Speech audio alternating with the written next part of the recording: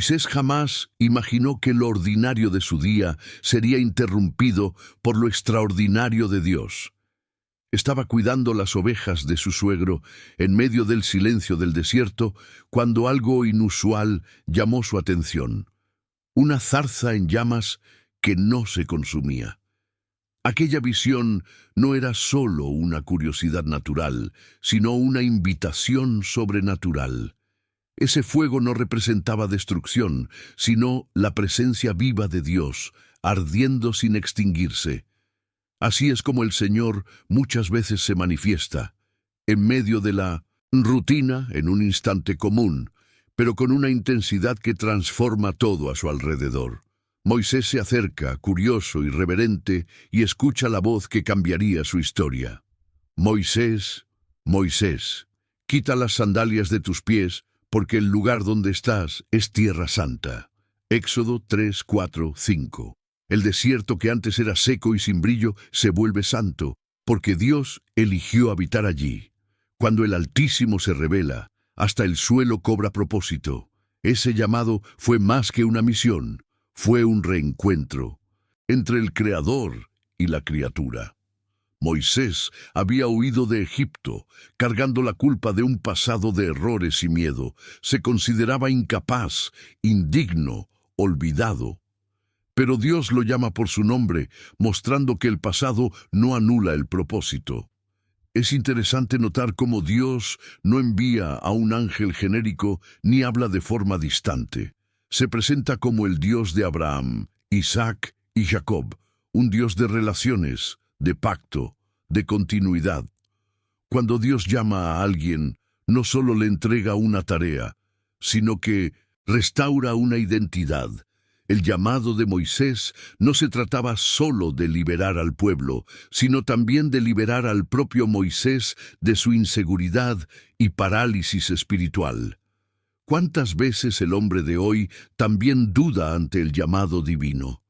¿Cuántas veces se mira a sí mismo y dice, no puedo, no sé, no soy capaz? Pero Dios no busca perfección, busca disposición. Aún así, la vacilación humana es real. Moisés intenta argumentar con el Creador, enumerando sus fallas, sus limitaciones, su dificultad para hablar. Se ve pequeño ante una tarea grandiosa. ¿Y quién no se ha sentido así alguna vez? El corazón humano tiende a medir la grandeza de Dios por su propia pequeñez. Moisés se mira a sí mismo, mientras Dios lo invita a mirar hacia lo alto. Hay algo profundamente humano en su duda, y por eso su historia nos habla tanto. El miedo es el primer obstáculo de la fe. Grita cuando la confianza susurra. Pero la respuesta de Dios es firme y compasiva. Yo estaré contigo. Éxodo 3:12. No hay argumento que supere esa promesa. La presencia de Dios es la garantía que transforma cobardes en profetas, tímidos en libertadores y desiertos en altares. El fuego de la zarza es el mismo fuego que quema el miedo, pero no destruye al hombre. Purifica, madura y envía. La vacilación de Moisés es en realidad un espejo del viaje espiritual de todos los que han sido llamados por Dios. Muchos ven el llamado divino como algo distante, reservado a los santos o a los grandes héroes de la fe. Pero Dios sigue llamando a personas comunes, en lugares improbables, para cumplir propósitos eternos. Habla en el silencio, en el trabajo, en la soledad, donde el alma se aquieta lo suficiente para oír. Y cuando habla, no hay desierto que impida su voz. La reacción de Moisés, quitarse las sandalias, simboliza el reconocimiento de la santidad. Es un gesto de humildad y entrega. Es como si dijera, Señor, no hay nada entre mí y tu suelo. Es en ese momento cuando comienza la transformación, cuando el hombre entiende que el suelo de la obediencia es más sagrado que el trono del orgullo. Así, el llamado divino no es una carga, sino un privilegio. Moisés aprendería que la voz que lo llamó también lo sostendría. El mismo Dios que ordena es el que capacita, no envía sin antes equipar. El hombre que temblaba ante un arbusto se convertiría en el líder que enfrentaría al imperio más poderoso de la tierra. Eso muestra que la fe no es ausencia de miedo, sino la decisión de avanzar incluso temblando. El llamado de Dios es un fuego que no destruye, sino que refina, no consume, sino que ilumina, no exige perfección, sino entrega.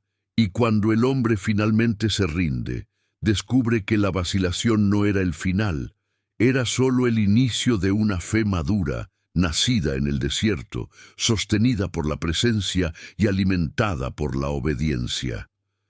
Volver a Egipto fue, para Moisés, mucho más que un viaje geográfico, fue una travesía interior.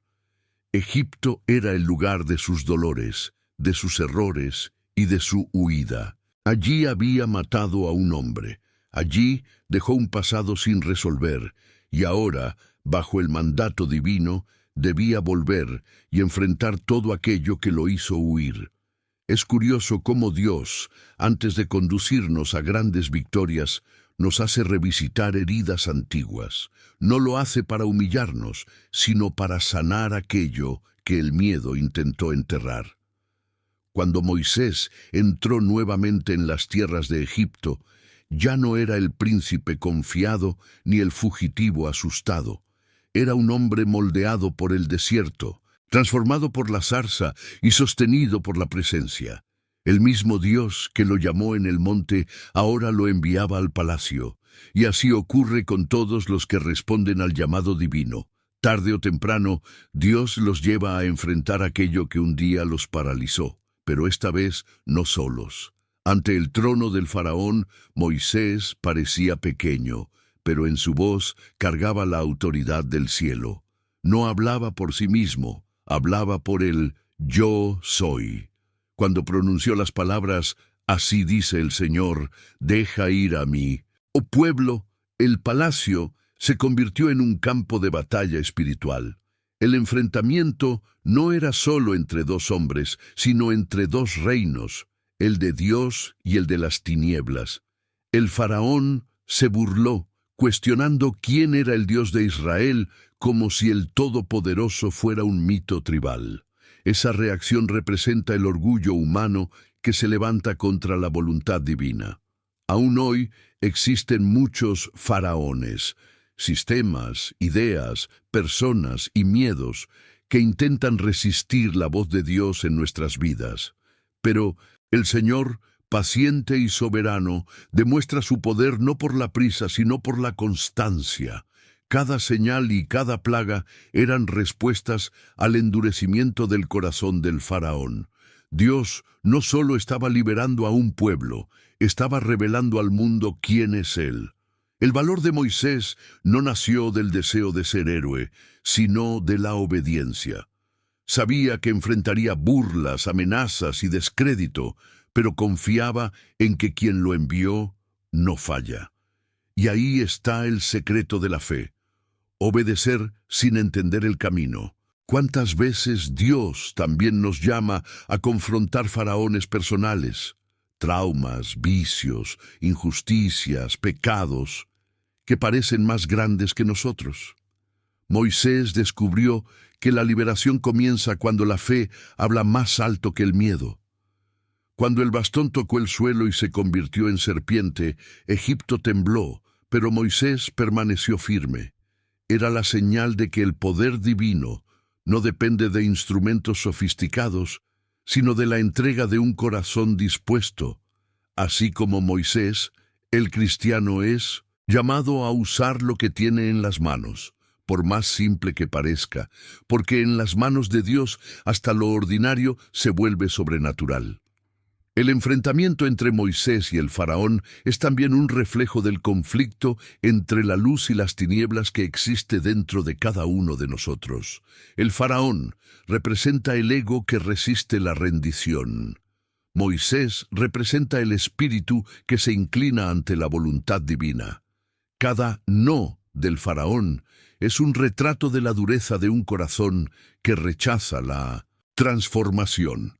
Y es impresionante ver cómo Dios, incluso ante la rebeldía humana, permanece paciente, permitiendo que el proceso de liberación ocurra de manera pedagógica. Enseña, a través de las plagas y señales, que el poder terrenal es frágil ante la soberanía celestial. Cuando el río se convierte en sangre, cuando las tinieblas cubren la tierra, cuando la muerte toca a Egipto, cada evento grita la misma verdad. Ningún imperio puede resistir la mano del Dios vivo. Finalmente, Moisés comprende que no es él quien convence al faraón, es Dios quien lo hace. Esa conciencia libera al siervo del peso de querer controlar los resultados. El hombre de fe aprende que su papel es obedecer, no resolver. La victoria no depende del grito, sino de la presencia. Moisés vio lo imposible suceder porque aprendió a permanecer. Así, el mismo Dios que lo llamó desde la zarza lo sostuvo ante el trono.